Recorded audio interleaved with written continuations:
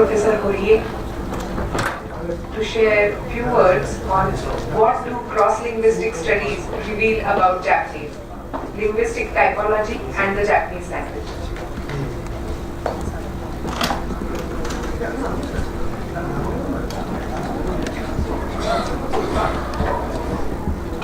Konnichiwa. It's my great honor and privilege to be invited to Pune and to spend a few minutes sharing some of my research findings with you. The title of my presentation today is What do Cross-Linguistic Studies Reveal About Japanese Language, which is the target of common interest. And I'd like to approach this issue from the perspective of a discipline called linguistic typology. And let's move on. Dr. Professor Baldeschi and I share interest in linguistic diversity and linguistic universals. And we both specialize in and practice this discipline called linguistic typology. That is the discipline of classifying the languages of the world based on grammatical features. And one of the easiest, one of the very well-established grammatical phenomena that has been the target of linguistic typology is the study of word order. What is word order? Word order is the ordering of main constituents in a sentence, particularly subject, verb, and object. So if we take an example of Japanese and English, then in Japanese we have this ordering of subject, object, and verb, like 首相が長寿を読んだ. On the other hand, English has a slightly different word order. The Prime Minister read an eulogy. So we have slightly different word ordering here in English between Japanese and English.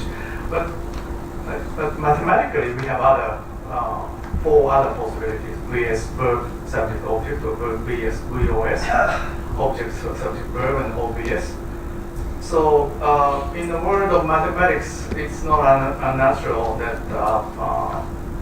six word order types are kind of distributed evenly. However, interestingly, in the world of languages, there's a heavy skewing in the distribution in the word order of the language of the world. That is, Japanese type word order ranks the highest. It's like almost 40% of the about 40% of the language of the world has the Japanese type word order, followed by 35 or around 35% of the English type word order, SVO. So, and actually, in fact, there are even more. So, SOV Japanese type and SVO English type have total approximately 90% of the language of the world, followed by minority VSO word order, which is approximately 5%. On the other hand, interestingly, other three orderings, that is VOS, OSV, OPS, are very, very rare. Altogether, they constitute just about 5% of the language of the world. So the world of languages are quite unequal. Only a few word orders are predominant. So why this skewing? Why is word order not evenly distributed? And what is common to SOV, SVO, and VSO orderings, which constitute almost 95% of the word order of the language of the world? Maybe I think it won't take you so much time to figure out what is common to the three languages, word order types. These three word order types have something in common. The subject comes first and the object follows. So, so linguists like Professor Padisi and I have been interested in kind of functional explanation of these grammatical phenomena. So the linguists of our functional persuasion have come up with some explanation like subject tends to come first because subject tends to encode what is already known, what is not so newsworthy, what is already established in the flow of discourse already, while object tends to encode something more interesting, more useful, new information. So it's natural for language to place something that is already known, subject, before what is more newsworthy, that's object. So it's safe to have this order because we may not, or we may fail to hear the first part of the kind of consecutive flow of conversation. So it's okay to maybe not to pay attention to the first part because that may not be the new information or important information. So that kind of explanation has been presented to explain why SOV, SVO, and 3SO are so common.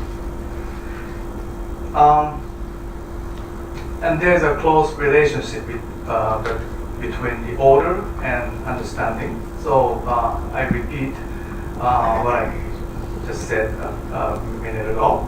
So in terms of the flow of information, it's more natural to place older information before new because it facilitates, it makes easier for us to understand the sentences more efficiently than to place new before old. That kind of an explanation has been presented. And indeed, word order can be an obstacle to foreign language learners. For instance, in Japan, we spend much time in learning English, which is our second foreign language that we study from almost more than 10 years, middle school and high school. There's this interesting questionnaire results. About 60 Japanese high school students who have above average English proficiency were instructed to answer this question, to read this question, read this sentence, Taro open the door. Actually, which Hanako clause? So there's a relative clause, concealed. So they have to answer this question. In the end, was the door open or closed? And interestingly, many Japanese, majority of the students, of course, were able to arrive at the correct answer. That the door was finally was open at the end because Taro opened the door, which Hanako closed. So Hanako closed the door, but Taro opened it later. However, still, 20% of the high school students had difficulty because of the word order differences. They interpreted this sentence to mean something like Taro opened the door and Hanako closed it because they couldn't comprehend the sort of relative clause that was embedded. So 20%, about 20% of the students answered that the door was closed in the end. So this shows that the slight ordering difference between Japanese and English can be an obstacle to for Japanese students learning English. So English word order can be can make a lot of difference. Can be a big deal in learning foreign language. Indeed, linguistic typologists like Professor Horie and I have been interested in some kind of tendency across languages. So for instance, languages like Japanese and Korean behave similarly in that we don't have a relative clause coming in between object and verb, and this holds true for languages that have a different order like English. In the case of English, verb object are placed adjacently, but the relative clause comes after the real ordering. So in both cases, the important thing is relative clause doesn't intervene, doesn't interrupt the sort of bonding or combination of all the ordering. So this is not something that we are aware of when we actually employ language, but actually languages sort of somehow respond to the need to put word or to kind of favor or prioritize the kind of word order that are more efficiently understandable. So I just kind of summarize what I just said. So why intervention is not favored? Because that is because of the need to comprehend or process efficiently.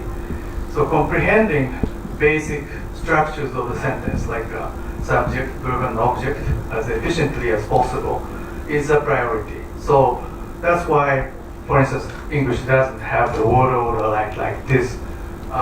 If like English, the language like English have the word order like John liked, and having a relative clause intervening the verb object combination, then it's very inefficient because it delays our understanding of the basic structure of this sentence. John liked the letter opener.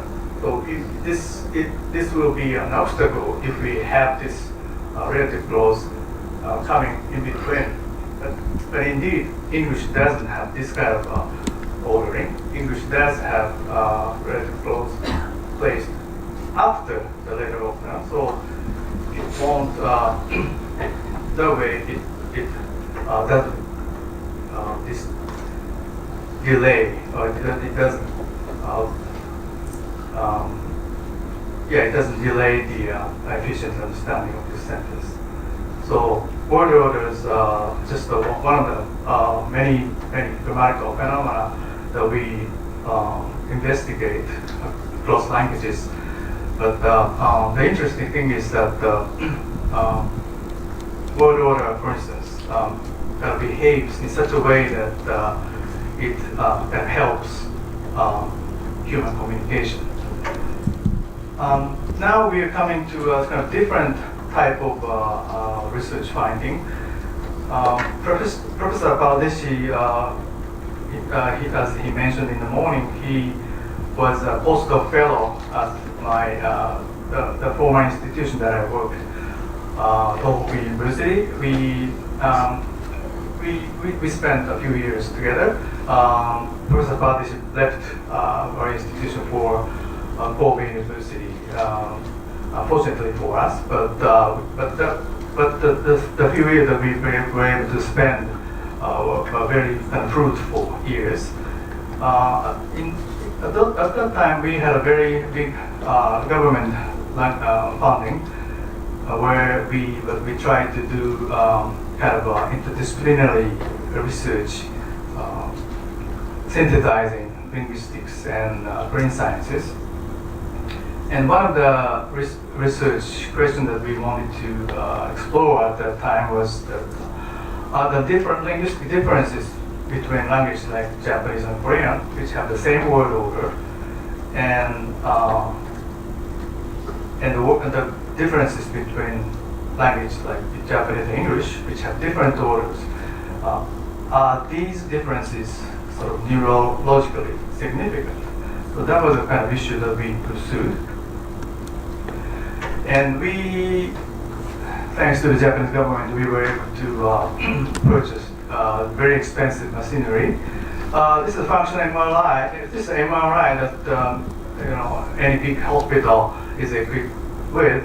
But actually, this is a little slightly different from the MRI that hospitals have, in that this is kind of specialized to sort of examine the brain functions of when we are engaged in cognitive or linguistic activities. So it's not for medical purpose, it's for research purpose that we use this machinery. And so what is fMRI? So this fMRI is different from MRI that the hospitals have, in that fMRI is designed to examine the local functions of the brain. So, for instance, this red portion indicates the activity of the blood flow when we are engaged in some kind of physical or cognitive activities. So when we have left hands open and closed, this region is activated, and we can see the activation through the image of brain activation, blood flow. So this way we were able to examine the relationship between brain activities and concomitant change in blood flow. And let me briefly share with you some important brain areas that are involved in the concern with language activities. So especially, maybe I'd like to draw your attention to the first region, Broca region. This is responsible for language production, this area. And we have other areas of Wernicke or Anglia gyrus, but in the interest of time, I won't go into the other two areas. I will just draw your attention to the Broca region, because that will be important later. And the issue that we're trying to explore that time, when Professor Padis was with us, was one of the issues was the bilingualism in brain studies. Specifically, first language and second language processed or comprehended in the same places, in the same regions or different regions of the brain. And we had some kind of mixed findings up until that point. So this is from the previous study, not our study, but this figure shows that red zone is the first language, the region where first language is processed, native language is processed, and the yellow region is the region where second language is processed. So sometimes when we have English-French bilingual, for instance, those two regions are kind of neighbors, sort of fairly close, almost adjacent. English first language, Japanese second language, kind of close neighboring areas. But sometimes we have different findings, like Korean first speak language and English second language, they're a little remote away from each other. German first language, English second language, a little away. So there was no consensus whether the two languages are processed in neighboring regions or different regions. So we tried to do this experiment on Japanese, Korean, and English. We tested Korean native speakers who studied English as their as their second language, and later they learned Japanese as their third language. So for Korean native speakers, English being which is their second language, has a different word order and different morphological word structure type. But their third language, Japanese, is very similar to their first language in terms of word order and other possibilities. And we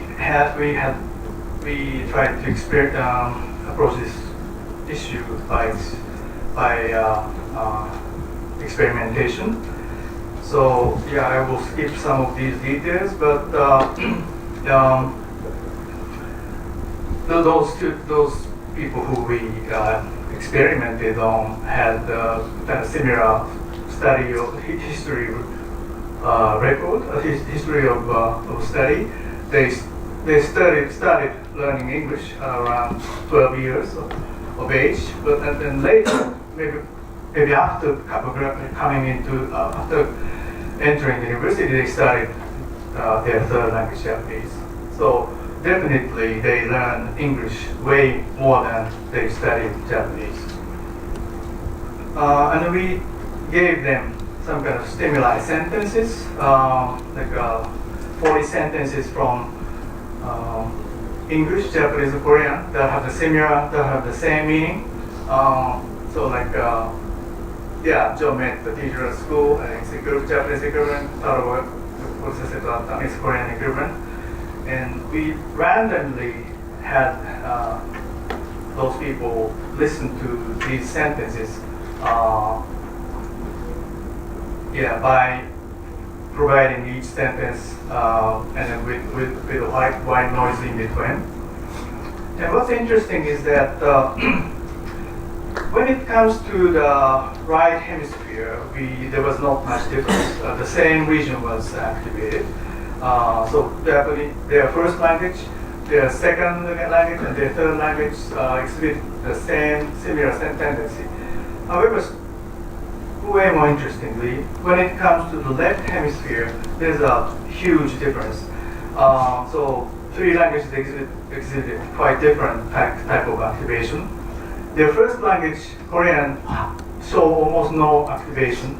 However, when their second language, English, had a very large area of activation. Their third language, Japanese, had a kind of moderate regional activation. So we attributed this difference to the structural differences between the three languages. Even if Korean students, maybe Japanese students too, spend a long time learning English, because English is so different from Korean structurally in terms of word or adverb. So it continues to be a very difficult language for them to process. However, their third language, Japanese, which is so similar to Korean in terms of word order and other structural characteristics, is not doesn't give them a much learning burden. So I told you about Broca region. Broca region is the area involved in language comprehension, and this is precisely the area that was activated when Korean speakers tried to understand English.